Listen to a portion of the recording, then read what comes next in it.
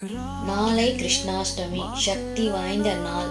சம்சாரம் என்ற குருக்ஷேத்திரம் நீந்தி வர முடியாம நிதி பற்றாக்குறை, கடன் பிரச்சனை, திருமண தடை, வேலையின்மை, உடல்நிலை பிரச்சனைகள், இத்தனை கிளேசமுணர்ந்து சிக்கி தவிக்கும் அர்ஜுன போல இருக்கிற நம்ம ஸ்ரீகிருஷ்ணாஷ்டமி அன்று ஸ்ரீகிருஷ்ண பரமாத்மனை முன் சரணாகதி அடைந்து இந்த மந்திரம் ஜபித்து பாராயணம் செய்வதால் ஏதோ ஒரு வகையில் அர்ஜுனனை சாரதியாக நின்று குருக்ஷேத்திர யுத்தம் ஜெயிக்க வைத்தது போல் இந்த கலியுகத்தில் நம்ம சாரதியாக நின்று நம்மளை வழி நடத்துவார் ஸ்ரீகிருஷ்ண பரமாத்மா.